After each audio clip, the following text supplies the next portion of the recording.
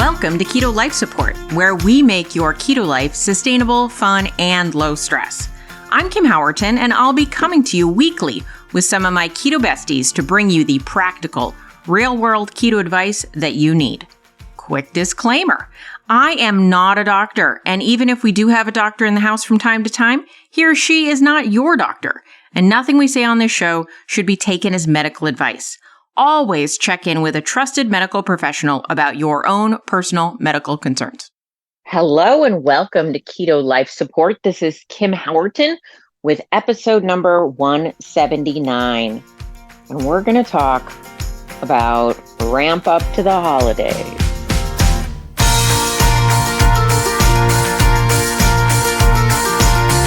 I know it's crazy, but I am recording this the last week of summer. We're hitting the fall. We're headed into the holiday season. Some of you will be listening to this the last days of September. Some of you, it might already be October. Some of you, who knows? But pretty much October I count as like the transition into, well, what I would call like the winter holiday season. I know the first technical holiday is going to be Halloween, which I know is not a big holiday for some people, but for other people, it is a huge holiday. You know who you are. But basically, October is, in my mind, the start of the pumpkin season. The pumpkin season. It is a season, right? Some of you try to start early in September. I guess Starbucks allows some September pumpkin things. But in my mind, it's really about October. Like a round pumpkin. October is orange, right? It is an orange colored month. It's all about the pumpkin spice latte. It's all about bringing pumpkin into our cooking. It's about those fall flavors coming in. And so then we've got basically pumpkin month. We hit November. November is sort of like kind of about Thanksgiving foods for a lot of people. Although Canadians, I think you have your Thanksgiving in October, but same kind of seasonal issues. Then we get into December, which is like, I don't know, chocolate and peppermint, right? It's the Christmas season. And so we've got basically starting now 3 months of like months that are really wrapped up in food memories for a lot of us. And a lot of people talking about food, maybe talking about food more than they usually do, or talking about the types of foods that might put you in a different mindset than just talking about going to a barbecue for 4th of July. So I thought, let's do a little episode and talk about what is your plan? What is your mindset? What are you planning? What is your desire going into this holiday season? I think I've done similar episodes in the past, but let's just start fresh for this year.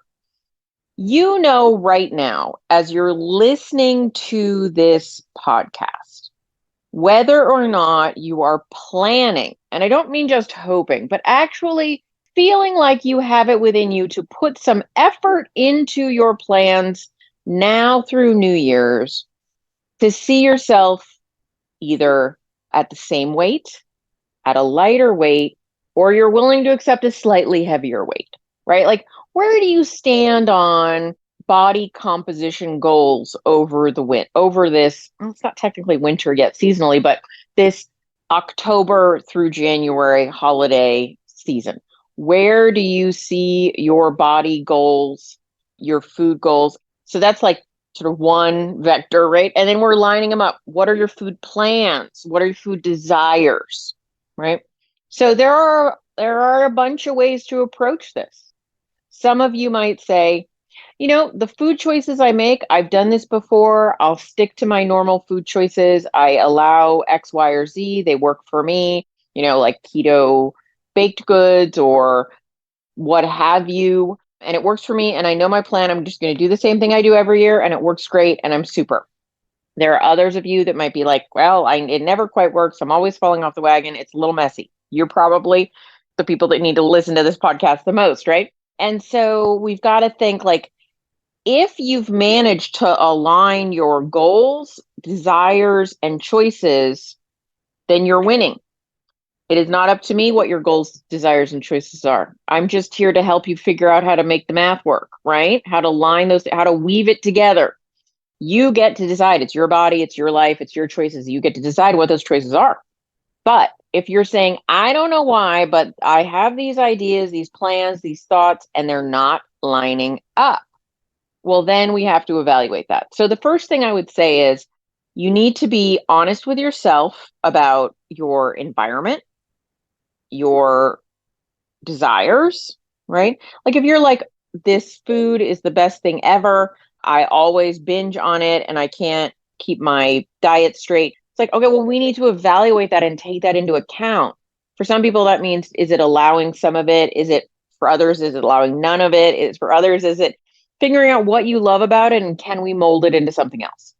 And so the first thing I would say is in terms of your people's goals, unless you know you are a very, very special snowflake, a very different kind of person, somebody who like becomes stronger in the face of adversity, I don't know that I would think that this time of year, this season, is when to be super duper strict in terms of highly restricted in your food intake, food type, whatever, while simultaneously never having been successful at that, right? If you're like, no, when the going gets tough, the tough gets going, I'm good at that. Okay, well, good for you.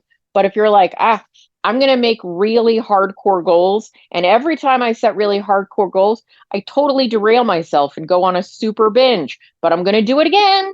Let's not do that again. We're going to make plans. So, yeah, the first thing is just getting really clear on your goals and what you hope to accomplish over the next 3 months.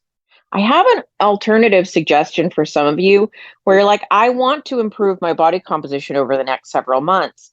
And at the same time, I know I don't want to be super strict on food. I know that's a lovely idea. Wouldn't we all like that, right?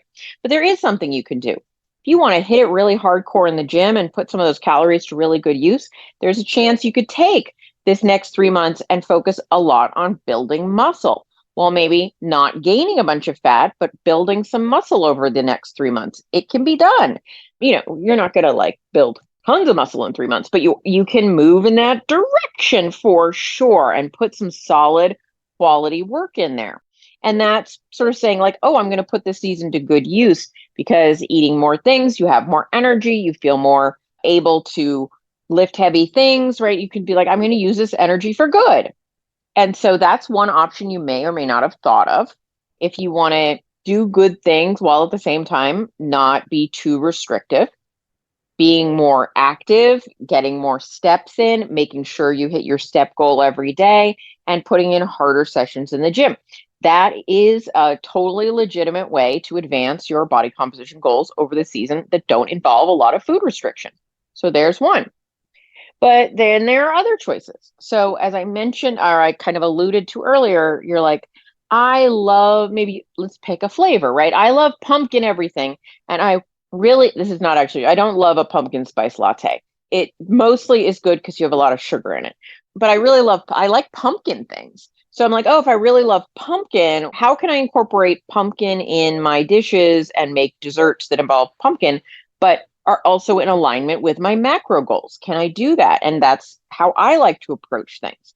And so I like to think, what do I like about this food? Right. So if I really want, I want something really chocolatey and minty, maybe I can make a mint chocolate creamy, or maybe I can make some mint chocolate panna cotta, which are both very low impact in terms of a huge caloric bonanza. And so we can make some strategic choices. So that's part of the reason I write cookbooks, right? And put recipes out, because I want to be like, look, there are different ways to approach this and different strategic choices that can work. So I want to put this episode out here to say, like, now is the time to think about this. Now is the time to make your plan. I totally was in denial that the winter holidays were coming. And in August, I was suddenly like, oh crap, my holiday cookbooks. I got to fix them up and get them out there. So they're on their way, and they should be on Amazon by the time you listen to this, if not soon after. So, ways that you can make some better choices, ways you can move from a carbier food you love to a lower carb food you love, or a higher caloric one to a lower caloric. Like, these are all different ways. Like, some of you do great on like high fat keto. Some of you do better on more like high protein or calorically restricted. It kind of depends where you are metabolically, but there's a better choice for every need.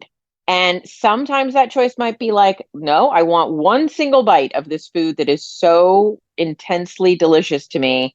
And I have one bite a year and it works for me. Great. I don't care what your plan is, but you need to make a plan.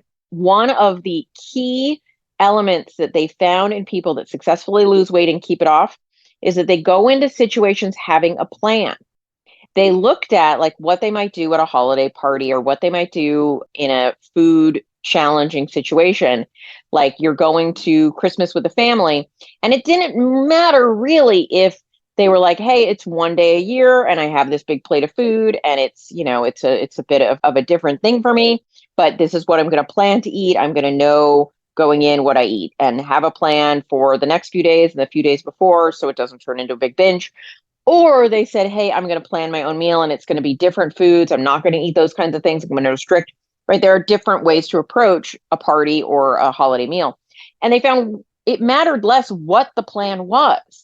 It mattered whether they had a plan or not, that they weighed the different options and they went into it knowing what they would have, what their choices would be, what their boundaries would be, and moving forward and acting on that, right? Having a plan and following it through. Consistency. That matters more necessarily than exactly what the plan is for a lot of people. So let's talk right now about you spending a few minutes sitting, thinking, maybe sipping a hot beverage, or if you're in Texas, maybe still a cold beverage, right? Iced coffee works year round. And thinking about, how do I want to feel about my holiday season with regards to food? How do I want to be able to express myself? What's going to make me feel like the happiest, best version of myself this season? And how am I going to make that happen?